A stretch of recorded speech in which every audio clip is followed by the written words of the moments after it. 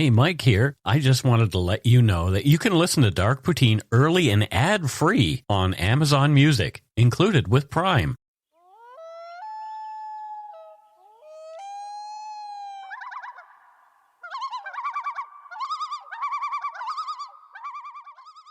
Welcome to Dark Poutine. I'm Mike Brown, creator and host. With me, as usual, is my good friend and co-host Scott Hemingway. Say hello, Scott. Hey, everybody. Good to be here. Love y'all. The views, information, and opinions expressed during the Dark Poutine podcast are solely those of the producer and do not necessarily represent those of CuriousCast, its affiliate Global News, nor their parent company, Chorus Entertainment. Dark Poutine is not for the faint of heart or squeamish. Listener discretion is strongly advised. We're not experts on the topics we present, nor are we journalists. We're two ordinary Canadians chatting about crime and the dark side of history. Let's get to it. Put on your toque. Grab yourself a double-double and a Nanaimo bar. It's time to scarf down some Dark Poutine. Chomp, chomp, chomp.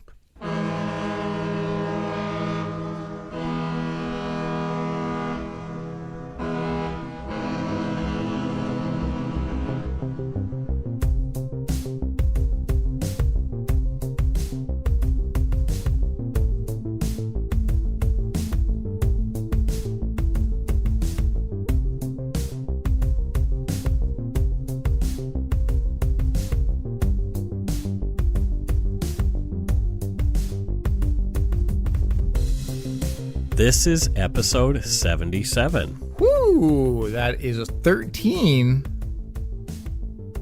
23 away from It's early, Mike. math. It's early, Mike. Yeah, we're recording our shows a little earlier, so Yeah.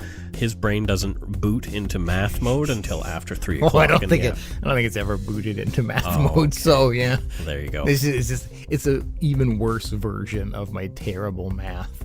Our friend Alan R. Warren wants to give away some books. Oh, Alan. Yeah, This Alan's a hero. he is a great guy. He's actually mentoring me in the world of authorship. Oh, sweet, yes. Yeah, he's a fantastic guy, and I'm actually going to be doing his show talking to Chris Hansen You've got to be shitting me.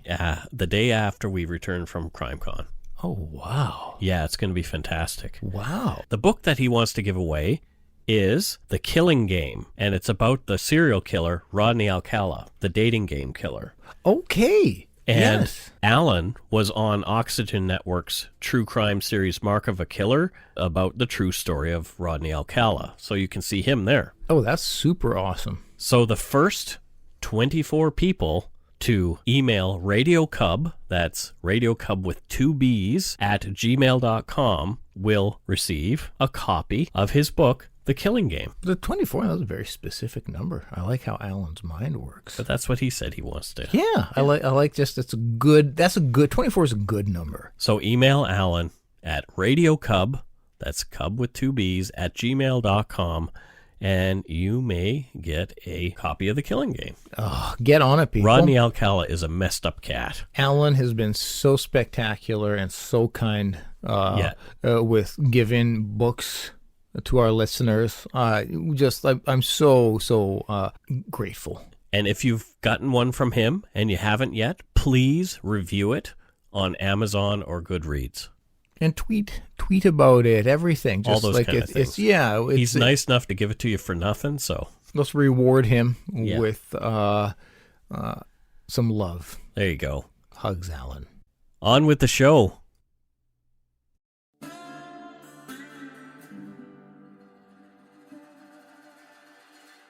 In 2003, a crime spree began in the tiny desert town of Ballarat, California.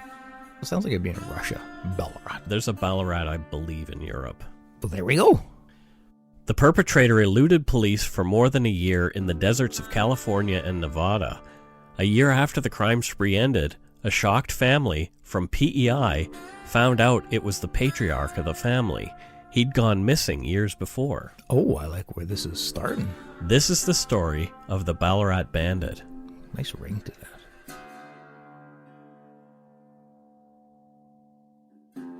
Ballarat is a ghost town in California's Mojave Desert, close to the edge of Death Valley. Death Valley is the lowest elevation in North America at 86 meters below sea level. The Earth's highest temperature ever was measured in Death Valley. On the afternoon of July 10, 1913, the ambient air temperature was a whopping 134 degrees Fahrenheit, and that's 57.7 degrees Celsius. Holy shit. Yeah, that's pretty darn hot. I don't think going outside would be a good idea at that point. No. Let's go out and tan. Yeah, you're going to be a fried egg probably in about 5 minutes. Well, 1913, was there an inside? Like, I don't think homes were invented yet, were they? Yes, they were. Oh, they were? Oh, okay. Yeah. Good to know. Death Valley got its name after 13 prospectors died there during the early years of the California gold rush. There's little water, and shade from the brutal heat is tough to find there as there are no trees.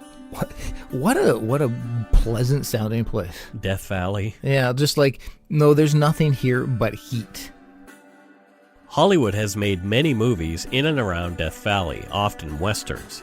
This includes a favorite sci-fi western that I love, Star Wars, Episode 4, A New Hope. It was the perfect location for Tatooine, the home planet of Jedis Luke Skywalker and Obi-Wan Kenobi. Yeah, okay, sure. It does sound like a prime location for it. There you go. Yeah.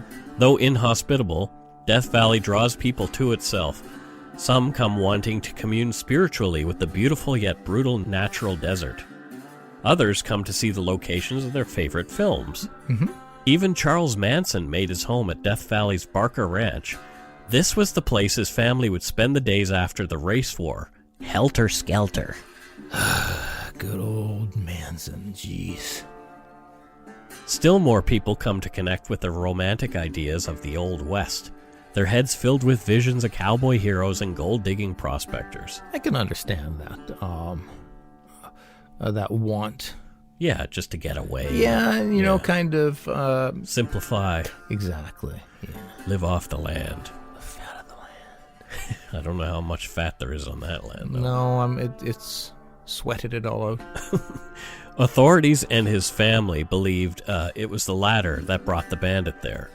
According to his family, he loved Western movies and TV shows. He used to claim, "I was born 100 years too late. I should have been born in the Old West." Unless you were born in the Old West and you're like, shit, I was born 100 years too early. Yeah. In August of 2003, some tourists on a day trip with their 4x4s headed into Death Valley. They saw a short, gaunt man. He had dark, shoulder-length hair. He was sauntering around in the heat with a mangy black Labrador retriever. Concerned, the tourists called to the man to see if he was all right. The man ignored them and walked on.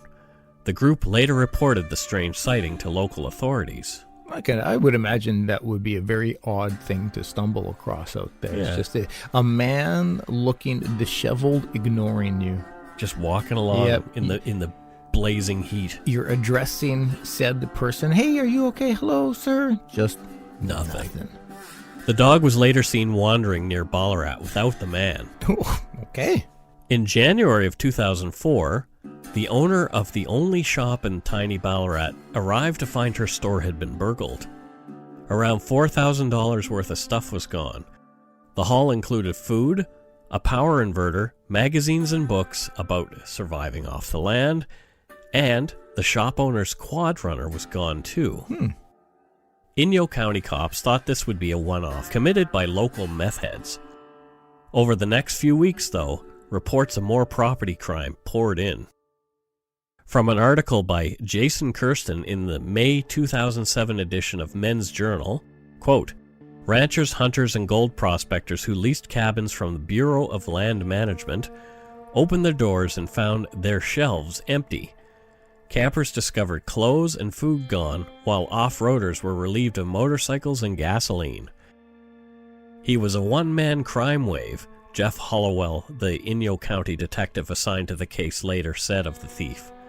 In January alone, he committed about 30 thefts. Yeah, and so you can see there all the thefts, everything he's taken, it's about survival. Yeah. Surviving in the wilderness, like food, clothing, quads. He needs to get around. Oh, right? yeah. Plus, they're fun.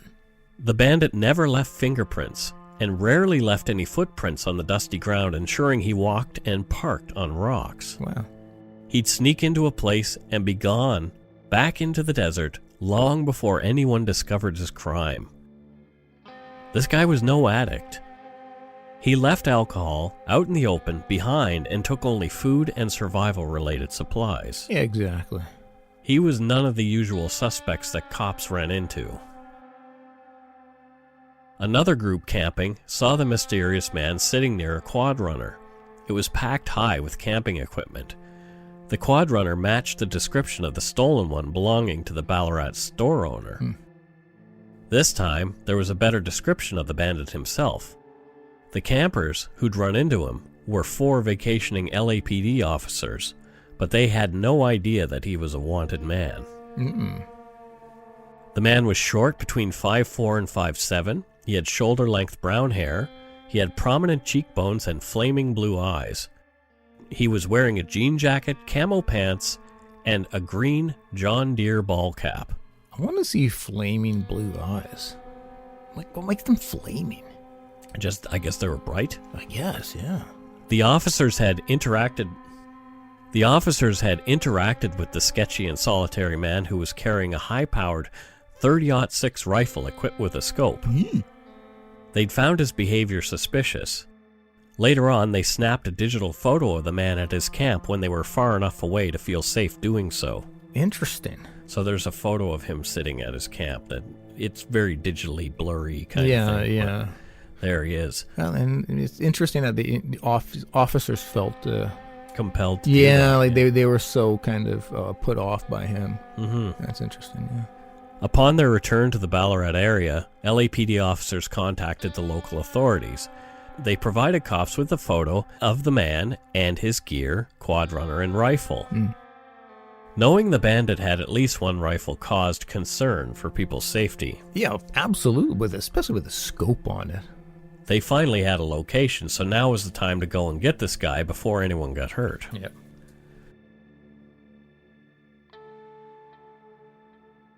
On January 21st, 2004, police made their move.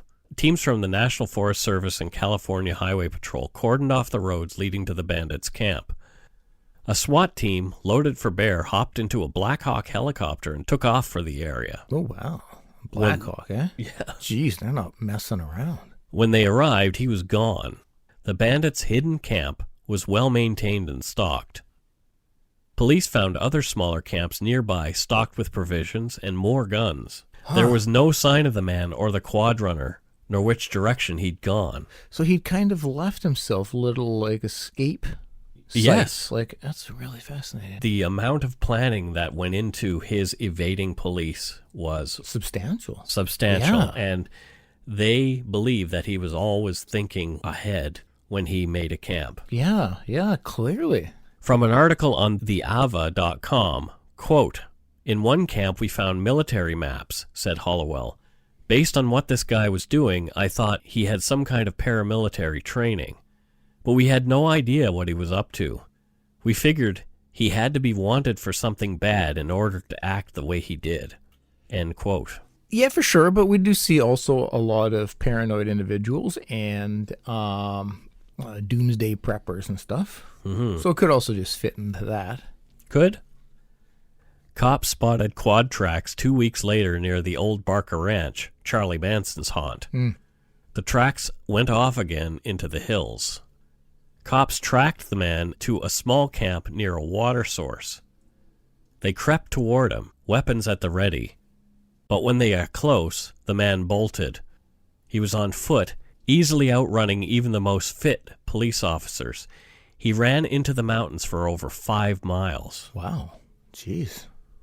Rangers found his tracks and tried to follow, but lost him again somewhere in Death Valley.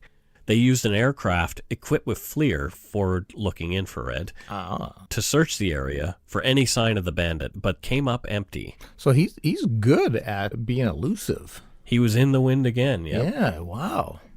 On February 23rd, 2004, a rockhound was picking through specimens in the area where he'd camped overnight. He returned to the area he'd parked, and his 4x4 Subaru was gone. Oh. Thinking his belongings safe in the middle of nowhere, the geologist left his wallet, ID, and a spare set of car keys in the Subaru. Yeah, I mean, I get it. you're in a location where you probably don't even see other humans, but I always take my car keys. The Ballarat Bandit took advantage of the man's naivety. Yep. After this, there were no more burglaries in the area. Cops figured they'd chased him off with their massive searches. He was gone. This is when the legend of the Ballarat Bandit started to form. Who and where the heck was this guy, and why was he taking such precautions to remain on the lam? Great question. There had to be more to this story than burglary. Police worried. They were dealing with a sophisticated criminal who knew how to live off the land. The speculation about his identity started in earnest. He was good at evading them, really good. Area police had never seen anyone like him before. Yeah. One cop was quoted as saying, "Whoever he is, he knows exactly what he's doing. He spends a lot of time thinking about his next move." Yeah, absolutely he does, yeah. Yeah. I mean, he's very, very well planned for many different situations, it seems like. The rumors and crazy ideas were flying. Even message boards and bloggers had picked up the story. As we all know, once the wackos online get a hold of a story, there tend to be some creative theories that emerge. No. Well, I don't know what you're talking about. we are some online wackos. Offline wackos, too. Fair enough. Multi-lined wackos. We're all the line wackos. Maybe this guy was ex-Special Forces. He could be a real-life John J. Rambo, luring a small-town police force to its doom for not leaving him alone to live in the wilderness. Well, there's a lot of, every once in a while you hear about these kind of criminals. Yeah. And, yeah, they could, in some regard, they're endearing to a lot of people. Yeah, you stick it to the man and survive off the, you're not hurting anybody. You're just taking supplies and stuff. So a lot of people can kind of think of them as these anti-heroes kind of. Yeah. Well, that's kind of what this guy is, really. Yeah. Perhaps he was a serial killer, though, who'd taken up residence in Death Valley to avoid capture when the cops got too close on his home turf. Well, that's a little more scary. 2 weeks after the Subaru was stolen, east of Death Valley, in Nye County, Nevada, local ranchers began reporting break-ins. The MO was exactly the same. Weapons, food, and vehicles were missing, and alcohol was left behind. So just survival. The bandit had simply moved his operation out of one jurisdiction into another. Around March 8, 2004, the Ballarat Bandit burglarized a ranch belonging to Donald Jackson in Nye County, Nevada. From Jason Kirsten's Men's Journal article, quote, Jackson returned from a trip to find that his tractor battery was missing along with some gasoline, cans of food, and oddly his daughter's little red wagon. The next day, Jackson and his father-in-law, Joe Fellini, began following the tracks through open country. It was amazing, says Fellini. We kept expecting to find that wagon, mile after mile, but the tracks just went on. That son of a bitch must have had 120 pounds behind him, and he pulled it like nothing. To slow down potential trackers, the thief even added a mile of, quote, false sign. He crossed Highway 6 and headed south, then carried the wagon and battery back to its original course west, end quote. He really didn't want to get caught. For a second there, I was really hoping the man just loves a red wagon. It's not just for hauling purposes. It wasn't just utilitarian. He's a wagon fan. Even though it's sort of benign, stealing a little red wagon, imagine what goes through that little girl's head. I'm trying to make it seem funny, and now you go with sad kids. Well, the reason I said that is because I remember my cousin, who is now a professor in the University of Waterloo, and he might be listening to this. Their house was burgled in Halifax in Clayton Park many years ago. And the guys took a whole bunch of things, and one of the things they took was a pack of matches from on the mantelpiece. Oh. And my cousin, being just a youngster at the time, I think he was like 8 or 9. Yeah. He said to his dad, I wonder if they're going to come back and burn the house down with the matches. Oh. Because he was so afraid. Yeah. Yeah. Red wagon. On seeing the level of sophistication that the thief was using to evade capture, Jackson and his father-in-law thought better of a direct confrontation. They returned home and called the Nye County Sheriff's Office to report the theft. Yeah, I think that's always the right move. Nye County sheriffs headed out to see if they could track the thief. Just off Route 6, and State Route 375 near another ghost town called Warm Springs, Nevada. In a secluded spot in the valley, cops found a camp and a Subaru. How many camps and Subarus could there be out there? They ran the plates on the Subaru and it came back as stolen. They were also notified that the suspect in the theft was considered armed and dangerous by Inyo County, California, where the car had gone missing. The Subaru's hood was up, and the tractor battery had been used in a futile attempt to get the car going. Yeah, I would imagine tractors and automobiles require very different batteries, in my battery expertise. Inside the car, as well as more supplies, cops found at least 14 rifles with lots of ammunition. Oh, shit. Cops looked around and realized this guy could be watching them from the hills surrounding the valley. Rather than get sniped, police left the area to plan a safer mode of capture. Yeah, well, again, dude's got a scoped rifle. So, yeah. Investigators decided they needed to trap this guy in the area. There was no way he'd be escaping in one direction, at least. There was a 9,000-foot mountain blocking him. They were sure that they'd get him. That's pretty tall. They wanted to come at him from all sides, trapping him with his back against this mountain. Yeah, but, my thinking is this guy's pretty resourceful. The next morning, a K-9 unit accompanying a SWAT team of 5 men descended on the camp. They found tracks leading away from the encampment and headed toward the very mountain they assumed would be too high to climb. Searchers lost the bandits' trail high on the peak in the winter snow. That is, talk about resourceful. This guy's getting away. For the next 48 hours, searchers and the bandit played cat and mouse, with the mouse always winning. They'd see tracks and follow to find that they were false trails. The bandit had outsmarted them. They had not seen him in the flesh once. Wow. From Jason Kirsten's Men's Journal article, on the third morning, a call came in that a Toyota truck owned by an oil refinery in the town of Eagle Springs had been stolen. The theft was classic Ballarat Bandit. He had hotwired it, then cleverly used a nearby can of kerosene to dissolve the company decals from the door. When police plotted the bandit's latest position on the map, they were dumbstruck. He had covered 60 miles in 2 days. Shit. Wow. Over a mountain. Yeah. On foot. On foot. That's pretty ridiculous. Later on, they even found homemade trail markers used by the bandit to plan out his escape routes. This guy was serious business. Yeah, no kidding. It's pretty impressive, to be honest with you. Yeah. I don't like saying, yay, criminal, but man, there's something about his elusiveness. It's petty criminal.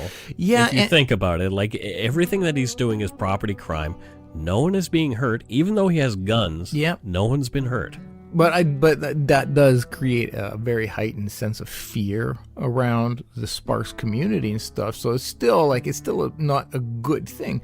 But yeah, there's something that's kind of in my head. I'm like, you run, man. Yeah. But what are the cops thinking? Not, hey, you run, man. Exactly.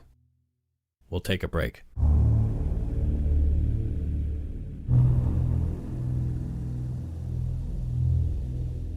Police don't like being outmaneuvered so deftly. Oh, no kidding, yeah. In fact, they hate it. You see on these shows like Cops and the To Serve and Protect, and then now rebranded as You're Under Arrest. Yes, yeah. When police are chasing somebody, they get very, very focused on what they're doing. And it's a natural thing to get wound up about it. Well, and in many regards, it's a competition. Yeah. The criminal is trying to win by escaping, and the officer is trying to win by capturing.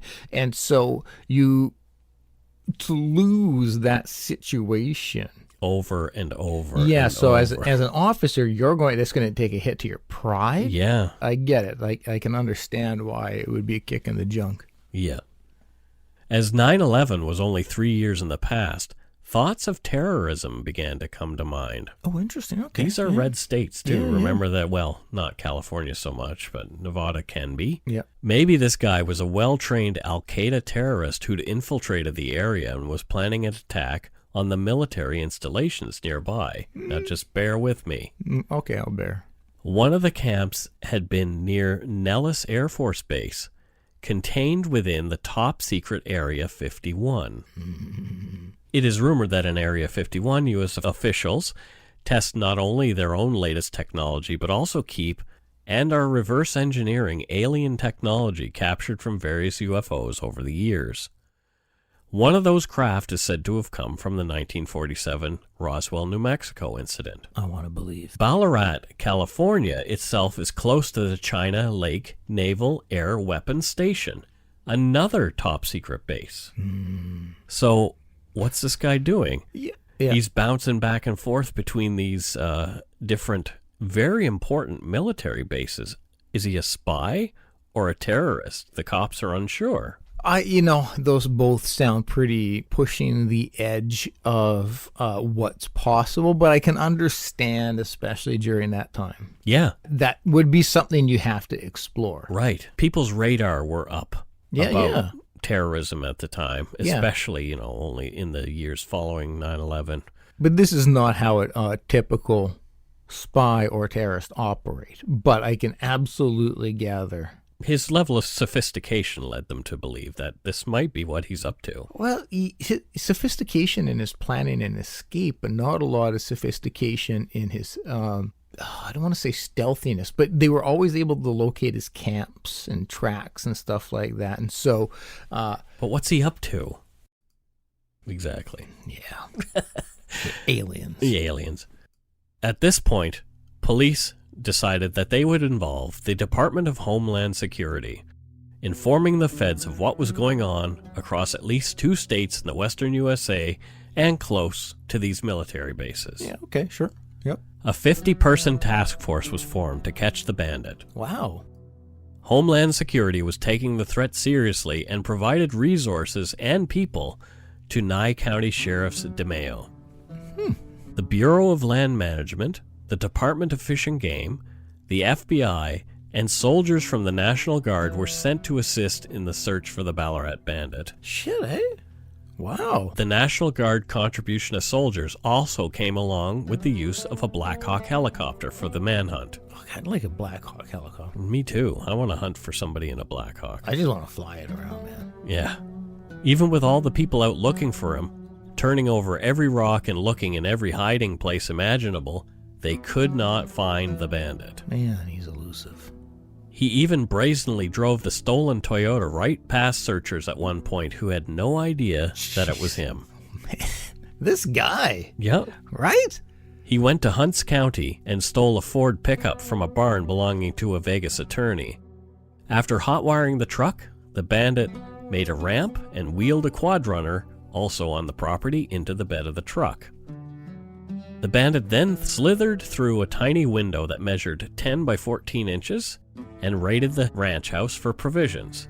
He got another gun, fuel, food, and other camping equipment, leaving the booze where it sat. Yeah, this man doesn't like booze. According to the homeowner, it appeared the bandit had rested in one of the beds, remaking it after a brief nap, leaving the rest of the house neat as a pin. Yeah, I'd immediately wash those sheets.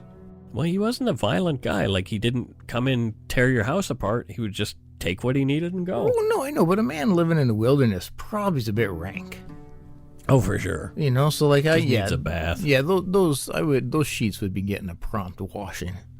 After 3 more weeks of wild goose chase, there was a sighting of the Ballarat Bandit. From Jason Kirsten's Men's Journal article, quote, "By March 24, the bandit had indeed crossed into the next county, Eureka, where a cattle rancher came across him camping in a field. The rancher helped him fix a flat tire on the Ford and then offered him some food and alcohol, which he gratefully accepted. According to a report the rancher gave to the FBI later, the pair found common ground in their mutual dislike of the government, and the rancher got the distinct impression the man he would later learn was the Ballarat Bandit wasn't used to alcohol. The bandit passed out after a couple of drinks and then took off the next morning. Almost 2 months later, without even realizing it, the bandit would steal a truck belonging to the rancher's son." End quote. Wow. Yeah, so I'm just picturing these 2 fellas saying, "Hey, goddamn government. Yeah. They're taking our cows." Exactly, pretty much. In June 2004, the bandit made it to another county, Washoe. On a tip from another rancher, police found the pickup belonging to the Vegas attorney shot full of holes there. Oh. The bandit most likely executed it in frustration when it became immovable, stuck in the mud.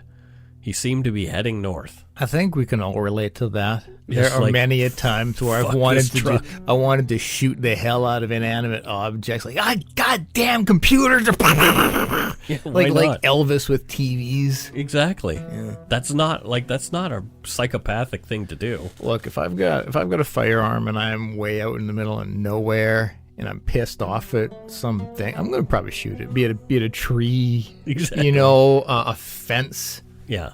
Yeah, It wasn't a person. It was just a truck. And yeah, no, I would shoot the hell out of stuff. The manhunt was on in yet another county, with more SWAT, National Guard, and this time 3 helicopters. Some officers were on horseback. The bandit was always one step ahead and covered at least 20 miles a day, now on another stolen ATV. This man's going distance. He can really cover a lot of territory in a short time span. The bandit then suddenly turned back south, making for Death Valley once more. On July 22nd, an old yellow Chevy flatbed truck that was presumed stolen by the bandit in Winnemucca was spotted off the road near Johnson Canyon. Camping gear lay nearby. 2 planks led off the back of the flatbed as though an ATV had been driven off it. Searching the cab of the truck, in the oppressive desert heat, the attending officer found ID belonging to the geologist who'd had his Subaru stolen months before, as well as a .22 rifle. Having been involved in the first search, the officer knew exactly whose encampment he'd stumbled onto. Yeah. His heart was pounding, and he was looking around, feeling like he was being watched. He probably was. Yeah. Neither his cell phone nor radio had reception. He'd have to head back towards civilization to get a signal to call for backup. Oh, wow. Looking over his shoulder, the officer disabled the engine of the Chevy. Okay, so he just made sure that he can't use it to escape. Exactly. Yeah, I gotcha. Realizing you don't have any communication for backup. Yeah. And you're around this individual. It'd be scary. It'd be creepy. Because you don't know what he's going to do.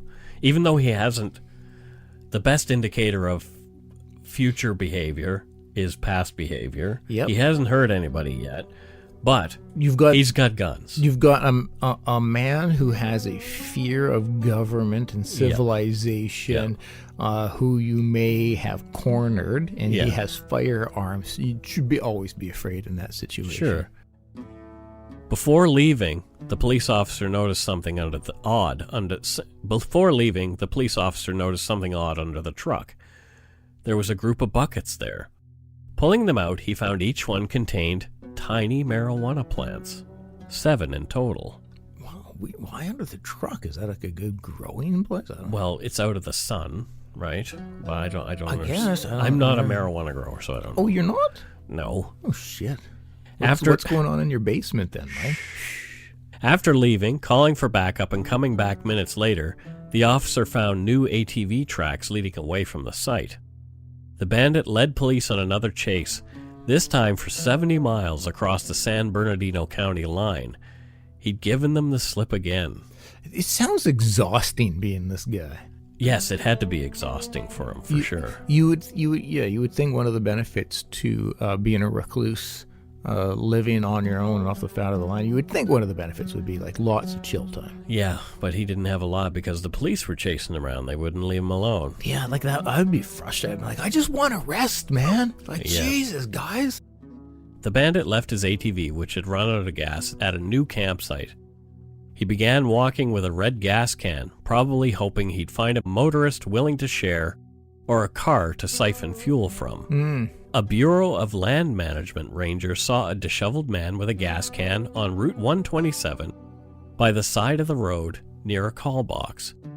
He drove right past, but something about the man nagged at him. The officer turned around and drove the 50 kilometers back to the call box, but the man was gone. Boot prints led off into the hilly desert. So what, a call box? I'm assuming that's kind of like a Middle phone, of nowhere, a phone an emergency box. phone. Okay, Yeah. all right.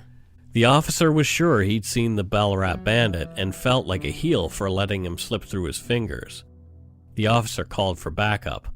On that hot, sunny Sunday afternoon at around 2 p.m., in a wash 15 feet deep and about 300 yards from the main road, a tent was spotted from the air. AR-15s at the ready, suspecting they might have a gunfight on their hands, 5 Bureau of Land Management Rangers crept toward the encampment. Probably quite a terrifying few moments leading up to heading in there, yeah. One of the officers broke off to flank the site and get a better look. Sure enough, sitting under a tarp for shade that he'd hung from the ATV was the man that they come to call the Ballarat Bandit. Rangers got within 10 meters and yelled, "Police!" The man didn't move much, just enough to reveal a rifle, and the fact that he'd been sitting there naked. And as one ranger yelled, "He's got a gun," there was a muffled crack of a rifle shot. All was still. Oh, okay. The rangers made their way carefully to the campsite, yelling as they came, but knowing what they were about to find. There he was, the Ballarat Bandit, 22 at his side, naked as a jaybird, blue eyes wide open, staring at the sky. Blood was leaking out of the self-inflicted gunshot wound to his head, quickly being sopped up by the hot, dry ground. Probably too tired to run another step, the Ballarat Bandit had died by suicide. Oh shit, that's pretty sad, actually. Dental work, impressions, and x-rays were taken, as were fingerprints and DNA samples. Police were desperate to find the identity of the Ballarat Bandit, so his body could be turned over to his family, presuming he had anyone to claim him. Well, and I would imagine also kind of like get his story, figure out why is this man... They wanted to know. Yeah, exactly. There was no match in the massive integrated automated fingerprint identification system in the U.S., which uses prints from databases all over the country. All other nationwide biometric database searches, including DNA, came up empty. Wow. The Ballarat Bandit was as much an enigma in death as he was in life. Yeah, no kidding. The Ballarat Bandit became John Doe number 39-04 in Interpol's database. After over a year in refrigeration, the Ballarat Bandit was buried, nameless, in a potter's field grave in San Bernardino County, near the coroner's office. Wow. So, I mean, yeah, I guess clearly he has no previous serious crimes, arrests, or anything like that. So that would just make this even more fascinating. In the U.S. Dun, dun, dun. In October 2005, an anonymous email came to investigators. It went like this: who talks like an American, looks like an American, acts like an American, but isn't American? A Canadian. Maybe the bandit was a Canadian. Maybe the RCMP might be able to provide some more help. Interesting. At the end, that was the end of the email, and it was anonymous. Yep. Oh, yeah. It was worth a shot, and the hunch paid off. After 4 months of back and forth, the Ballarat Bandit was identified by fingerprints in the Canadian system as George Robert Johnston. Okay. Well, let's see. He was a Canadian after all, but he was no killer, nor was he a terrorist, and he was not known to be violent, but he did have a record. I'm so curious. George Robert Johnston, Rob to his friends and family, was born on tiny Prince Edward Island in 1954, and he'd lived in Charlottetown and the small community of Eldon close by. He'd been almost 50 years old when he'd led the cops on a year-long manhunt across multiple states. Wow. In PEI, Patricia Johnson, Johnston's mother, and widow of a World War II veteran who'd stormed the Juno Beach on D-Day, was heartbroken. She was bewildered by what had transpired, leading to her son's death. This is so fascinating. So were Johnston's wife and 4 teenage daughters, now living in Souk, BC, where Rob had disappeared. So he had a wife and 4 daughters? Yeah. Oh, what? Johnson's wife was named Tommy, and she spells her name Tommi and with a lowercase t. He met her when she was just 19, and Rob was 31 in Oshawa, Ontario.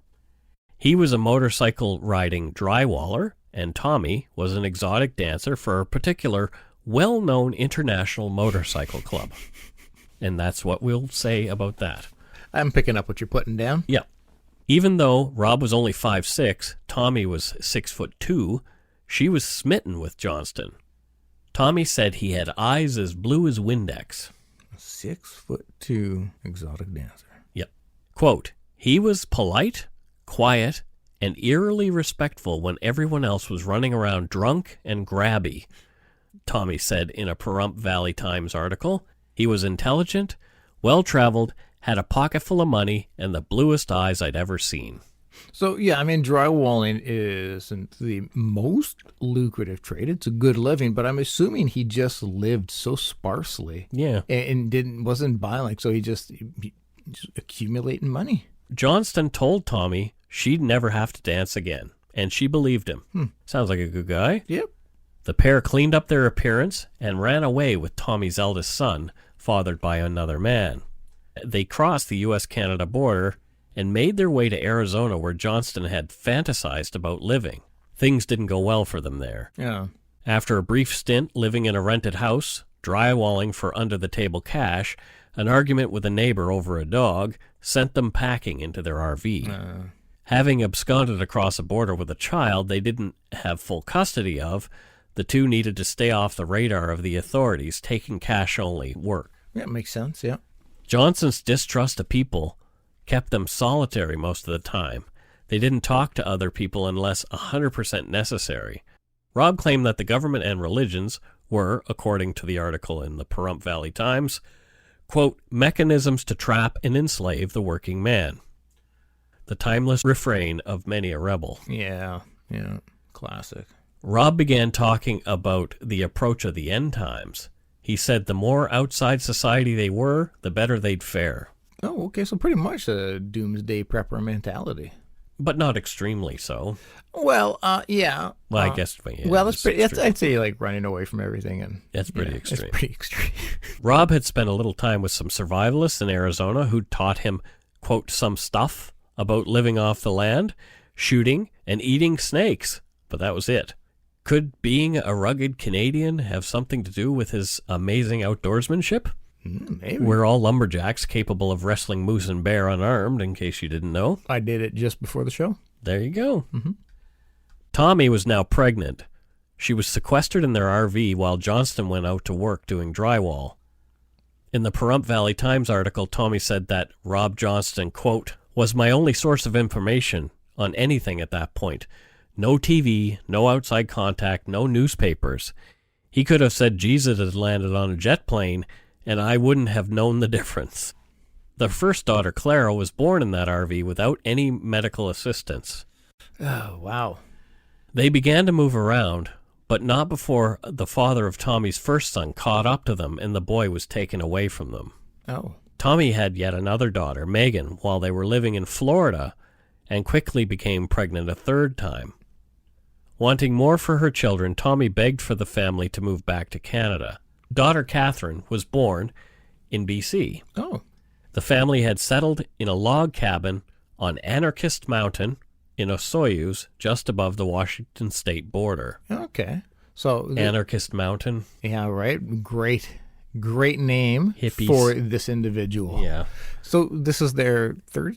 That was their third child? Their third daughter, yep. God, they weren't using Jimmy hats, were they? No. Johnston kept to his idea of living off the grid. Quote, we had solar and windmill power, Tommy recalled. The girls began homeschooling and learning how to shoot. We grew our own food, had no phone, no TV. We had horses and fun, and that was about it. Rob was the first adult that caught my imagination. He told me things, big things, about life and God and death and music and Billings, Montana, and Carlos Castaneda. He talked about Armageddon and conspiracies, Tommy said. He was fascinated by Jim Morrison and the Doors and often talked about the concept of breaking through to the other side. Although not religious, Rob also feared what he called the wrath of God. Stealing was out of character for him. Perhaps this thought might have played a part in his own later suicide. He may have been acting out God's wrath on himself for having been a thief. We'll never know what he was thinking. I can understand that, though, or see that. Rob had begun to cultivate marijuana in greenhouses that were underground on their property. He grew enough to sell, and the proceeds would help the family get through lean times. Interesting, right? Yeah, I mean, at that time as well, though, that was... Yeah, here in BC, not a big deal. Yeah, and not wholly uncommon. No, and using it to make some extra money. Yep. Rob, Tommy, and their other 3 daughters welcomed a 4th daughter to the family, Tessa. Oh. At that time, Tommy fell ill with leukemia. She found Rob's weed helped her with her symptoms. Rob used Tommy's illness to justify ramping up his operations significantly, but Tommy was worried. It sounds like a pretty big operation. Well, the family moved back to PEI and bought 32 hectares of land. Okay. In Rosebery, a farming community about 40 kilometers west of Charlottetown. The land was mostly forest, which was perfect for what Rob had in mind, growing a lot of weed. Okay. Rob continued growing weed in the forest on his land. His first crop brought him $100,000, Shit. and it was good weed with an average 28% THC content, blowing away the Canadian average of 10%. So what year was this roughly? This was in the mid-1990s. Oh, shit, okay. Rob had learned a ton from his early forays into the weed business in BC, and we all know that BC bud is the best bud. It's regarded as top shelf. The last weed I ever smoked was from BC. Yeah. And it crippled me. Yeah, we're well known. We're well known for our marijuana. Yeah. Rob had even talked about Death Valley being the perfect place to grow weed in an abandoned mine shaft. Perhaps there's an operation of his waiting to be found by unsuspecting prospectors. It also explains why he typically set up around ghost towns. There is always an old gold mine nearby. That's so true. But I to me, it seems odd that he would be thinking of Death Valley as a perfect place to grow weed. Because I'm just thinking, but away from everything in an old gold mine. I'm just trying to think, like, wouldn't water be very sparse? We don't know what was going on in his mine. Yeah, true. But he did have marijuana plants under the truck that when he was found. Yeah, so Interesting, right? Mm-hmm. Tommy was fearful that Rob was going to get busted. He promised her he wouldn't. He asked her to marry him, saying that his next crop would be his last. They got married, but wedded bliss was not going to last. The whole operation in PEI was spoiled when a neighbor's pig wandered onto Johnston's land and into the woods. The pig's owner followed the escapee onto Rob Johnston's land and stumbled onto what was at the time the largest weed crop ever grown in Prince Edward Island. Holy shit. So when you first started that and you're like, the neighbor's pig wandered onto his land, I'm thinking, how big is this pig? Did it eat all his weed? No, it didn't. I don't know if it ate any. It'd be stone pig if it did. My God. So, wow, at that time, the largest weed crop, eh? Listen to this. Wow. The neighbor ratted Rob out. Shithead neighbor. Boo neighbor. Boo. RCMP, well, this is where all the trouble starts for him, right? When he gets ratted out. Yeah. You know, I mean, he's living a rebel's life up to this point. For sure. You know, but he hasn't hurt anybody. He's just growing some weed, which, you know, in BC, probably his wife even says in BC it would have been okay, but not okay in Eastern Canada. Yeah, that's crazy. Yeah. Okay, well, even still, like, it was illegal. You were not allowed to have grow ops, but it's not like, you know, people were looked at as necessarily even thought of as criminals in a lot of people's in minds. British Columbia. In British Columbia. In Nova Scotia, yes. you get caught with a joint, they'll throw you in the back of the cop car and put you in the tank. Yes, stupid. Really? After he was ratted out, RCMP seized 3,754 marijuana plants worth an estimated $5 million. Sweet baby Jesus. Wow. All of their property was seized, and as the land was also in Tommy's name, she was arrested. The 4 girls became wards of Child Protective Services. Oh, shit. George Robert Johnston was held without bail and threatened with a 12-year prison sentence. I know. Tommy was still ill with leukemia, and the kids were with the province.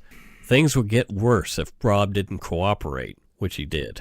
Charges against Tommy were dropped, and the kids were eventually returned to her. Oh, yeah. Rob Johnston was sentenced in 1997 to 2 4-year concurrent bits for possession and cultivating marijuana for the purpose of trafficking. Yeah, I really struggle with... If that were today, Well, he'd be an entrepreneur. Yeah. Currently, with it being legal, but it's this just, whole thing probably wouldn't have happened. I just struggle hearing about individuals incarcerated due to weed. Well, this is a grand scale. I get it, but I just struggle with. We have liquor stores. We have all there's other things you can buy legally, but that, and I don't even smoke weed or anything. But it's just it kicks me in the junk hearing about like a family torn apart and everything. I get it was illegal, but anyways. It gets worse for Rob. Ah. In jail and having trouble sleeping, Rob was administered antipsychotics. When Tommy visited, she saw a broken man who barely resembled the one who'd been sentenced. He was a mess and crying. Tommy had only ever seen Rob cry one single time during their 13-year relationship. Now he blubbered all the time. Rob's emotional problems continued after his release 2 years after he was incarcerated. He was unable to care for his family, he couldn't contribute, and this bothered him greatly. Tommy would find Rob hiding from the world in a closet now and then, picking through his beard. Jeez. This is when they all moved to Souk, BC. Which is beautiful. Souk is beautiful, yeah. In 2000, George Robert Johnston was tired of living the way he was. He talked often about being a failure and a disappointment, but Tommy and the girl still loved him. The last day his family ever saw him, he was off to see a faith healer in the States saying, "Maybe God will take a special interest in me." How sad. Yeah, very. What he did in the period between 2000 and his emergence in California in late 2003 is unknown. Wow. His, a couple of years. Yep. His crimes and ultimate demise are a matter of record. In 2011, still grieving her husband, Tommy hinted that perhaps Rob Johnston had not taken his own life, that, quote, a 22 was not his style. Again, we'll probably never know. Yeah, and I think as when it comes down to somebody you love, you're going to want to not believe that they've taken their lives. I understand. Yeah. And that's it for this week's case. I'd been waiting for a long time to tell this interesting story. How did this one come across you? I just was searching for interesting stories about Canadians who may have committed crimes in other countries. This is a really fascinating one and kind of, is quite sad. Because he committed illegal acts. Yeah. But nothing in my mind that should have led to his death, be it self-inflicted or not. It's just a sad tale. It looks like his incarceration and stuff really just that's what did a lot of psychological damage him, to him. Yeah, the feeling of being a failure probably just spiraled into depression. Yep. And the fact that he's away from his family for a number of years, like these 4 little girls who he probably just loved and wanted to take care of, and he's treated like a piece of crap in prison.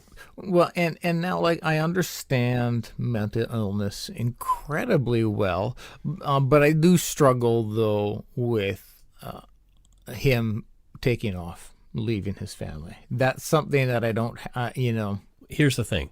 What if in his mind he was going to go make a big grow somewhere? Well, and I'm sure that was, I'm sure he wasn't like, fuck this, I'm leaving my family. I'm sure it was, like, I'm going to go do this so I can get better. But just abandoning your kids for years, no matter the age, and your wife, like that is something where I struggle with. Because it's tough. It's tough. I'm thinking about those poor kids, But I mean, overall, as a case, it's really, it's just sad that it came to his death.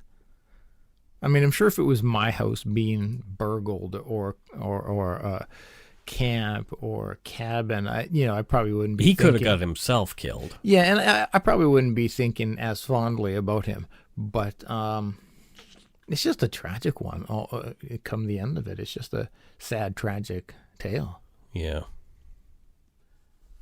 Yeah, those poor kids living now with their legacy, when all they want is They the just love wanted of their their dad. Yeah. Before we go, we want to give some shout-outs to our Patreon patrons. This week's good eggs are Trina Phillips from Gibsons, BC. Oh, beautiful Gibsons, BC. Over there on the Sunshine Coast. And what was filmed in Gibsons, BC? The Beachcombers. That's right. Yeah. Molly's Reach is still there. Is it really? Yes, it is. I went there as a kid. I can remember we used to camp out there a lot. And, I remember us going by just to see the building. Cool. Yeah.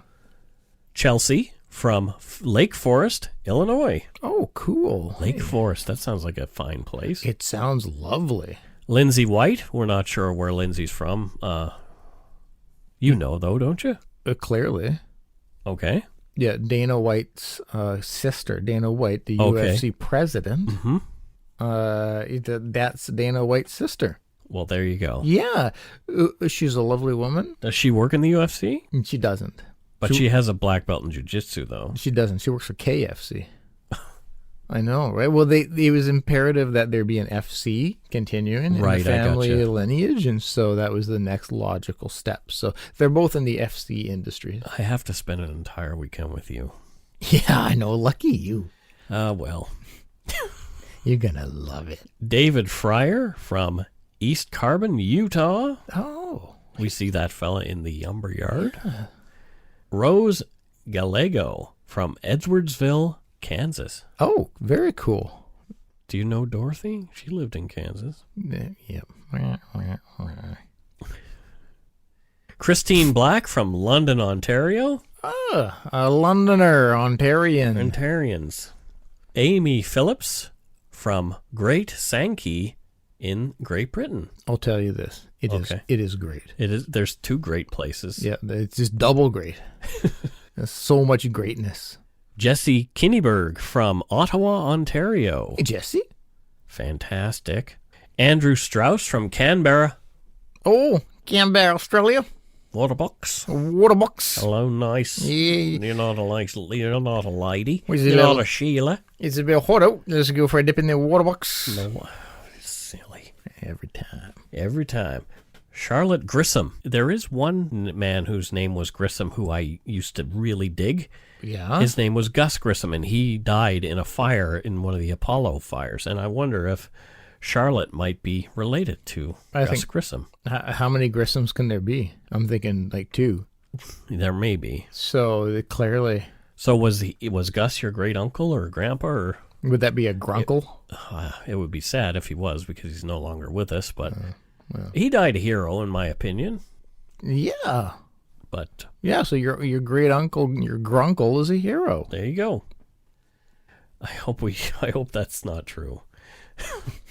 Diana Helgeson, and she is from Norfolk, Virginia. Hey, Diana. Stacy Menard, she's from Lockport, New York. Oh, New York in the house. And here we go. Samantha Sovagao. It does look like Sovago or Sovagao. Oh, I'm leaving this in your hands. I'm leaving this in your hands. Oh, well, Samantha is from a place I can pronounce, Chilliwack. Yep. British Columbia. Yeah, about an hour drive from here. Gone. She been gone so long. Gone so long. Yep. Chilliwack. We used to call it Tallywhack as well. Did you? Yep. Not well. You're not well. And we had a PayPal donation from Rima Asif. Oh, sweet. And she says, buy us more poutine. And my friend, Kim P., handed me $20 this week and said, have some donuts on me. So that's what bought our breakfast. So thank you. Yeah. So thanks, Kim P. Kim P.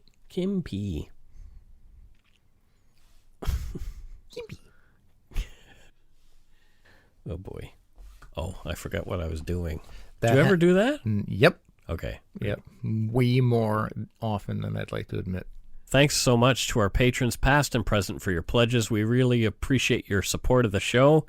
If you want to help support us, you can do so at patreon.com/darkpoutine, or for one-time support, you can send us some donut money via PayPal at our email address, darkpoutinepodcast@gmail.com. People, I don't know if they know, but we do have an after show for some of our Patreon subscribers. $5 a month and more, you'll hear an after show. So if you're it's not another episode though. It's not. It's just us being buffoons. Yeah. So if you like our buffoonery, throw $5 in there a month, and there's a lot of episodes there. We do it weekly. So if you're caught up and you're looking it's like for some 50 now. Is it really? Yeah, shit. It's like 50 after So if shows. if you're all caught up or near caught up, and you need more Mike there you and go. Scott, come on. I should shill that more on our show. We really should. On our pages. We really should, because it's a lot of entertainment there. There you go. If you don't already, it would mean a lot to us if you subscribe to the show. You can easily find us on iTunes Podcast, Google Play, Stitcher, and Spotify, or wherever else you get your on-demand audio. Check out darkpoutine.com for show notes and other cool stuff. Please give us a like or follow on Twitter, Facebook, and Instagram. And the more Instagram followers we can get, apparently, the better it is. So follow. If you don't, follow, totally follow, dude. Yeah, just search for Dark Poutine and you'll find us. And then like and follow. Most importantly, tell your friends about us. Word of mouth is a powerful thing. Yes. Join us in our closed Facebook groups, the Umberyard, the Barnyard, and the Craft Barn.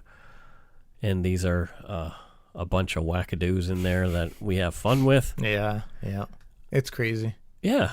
The Craft Barn and the Barnyard, the people love it. And feel free to leave us a voicemail. I'd love to hear from you. The phone number for the show can be found on darkpoutine.com's contact page. You might just hear yourself in a future show. Seriously, you guys should do it. We want you to do it. Yeah, be hilarious. Tell us to go shit in our hat. If that's all you have to say, then just do it. Do it. Say, hey, this is so-and-so from such and such a place. Go shit in your hat. Yeah, do it. Or something else creative. Wouldn't it be fun to just like one day listen to the show and you hear you on there? Saying go shit in your hat? That would be so great. You could share it with everybody. You could tell your friends to go if you have a friend that you want to tell, go shit in your hat. Oh, I like it. It's like the old... We will be your message service. It's like the old radio request. Like, I'd like to dedicate this song to Susan. My boyfriend Damien. Yeah. I think that he's got the prettiest eyes and he's got the greatest buns. But our version would be, hey, Brian, go shit in your hat. Do it. Yeah. Do it. Do it. Please do it. Yep. So until next week, don't forget to be a good egg, not a bad apple. Bye-bye, everybody. It's outer.